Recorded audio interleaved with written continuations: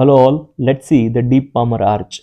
Deep Palmar arch along with the superficial Palmar arch both are the main arterial supply to the palm.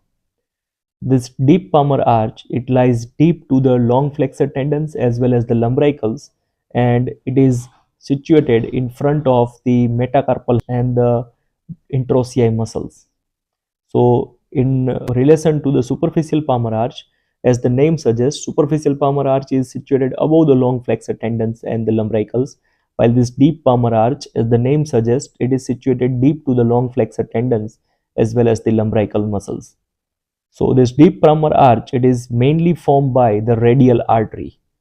When we talk regarding the radial artery, it is going to pass through the lower part of the forearm on the lateral side, and it is going to wrap around the wrist and going to reach up to the anatomical snuff box, and through the anatomical snuff box it runs posteriorly, and it is going to come out again in the palm between the first metacarpal space.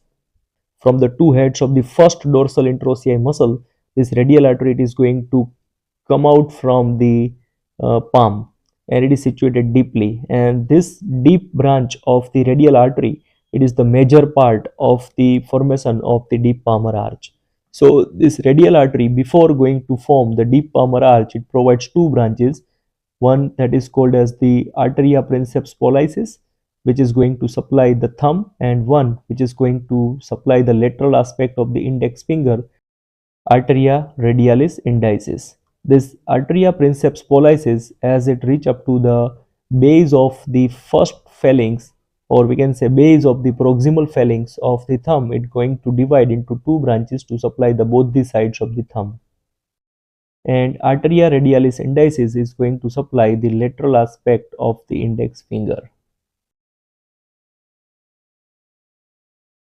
Now this radial artery, after providing these two branches, is going to form the main part of the deep palmar arch. The medial aspect of this deep palmar arch is going to be completed by the deep branch of the ulnar artery. As we know, the ulnar artery is going to pass superficial to the flexor retinaculum, and just below the palmaris brevis, it is going to divide into two branches. One is the deep branch and one is superficial branch. The superficial branch of the ulnar artery is going to form the superficial palmar arch, while the deep branch of the ulnar artery is going to continue and going to join the radial artery to form, or we can say to complete, the deep palmar arch.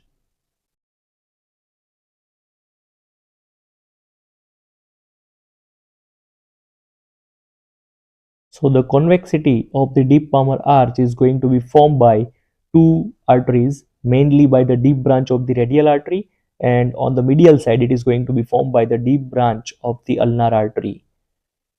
Now this deep palmar arch is situated slightly proximal to the superficial palmar arch. In the outstretched thumb, the proximal border of the thumb, it represents the site of the deep palmar arch. So it is slightly 1 centimeter proximal to the superficial palmar arch. Now let's see the branches of the deep palmar arch. From the convexity of the arch, it gives three palmar metacarpal arteries. These three palmar metacarpal arteries, they are going to run within the intermetacarpal spaces between the second, third and fourth metacarpals. So space between the second, third and the fourth metacarpals, they having these metacarpal arteries. These are called as the three palmar metacarpal arteries. And these three palmar metacarpal arteries, they are going to anastomose with the three common palmar digital branches of the superficial palmar arch. Now along with these three palmar metacarpal arteries, this deep palmar arch also provide three perforating branches, and these perforating branches, they are going to pass through the heads between the second, third and the fourth dorsal interossei muscle, and they're going to reach up to the dorsal aspect of the hand, and where they anastomose with the dorsal metacarpal arteries. So that these are three perforating branches. As the name suggests, they are going to perforate and they are going to anastomose with the dorsal metacarpal arteries. Now along with these three palmar metacarpal arteries and the three perforating arteries, this deep palmar arch also provide one recurrent branch, and this recurrent branch, which is going to anastomose over the carpal bones to form the carpal arch, that is palmar carpal arch. Now within the concavity of this deep palmar arch, the deep branch of the ulnar nerve run and going to supply most of the muscles of the hand. So this is all about the deep palmar arch.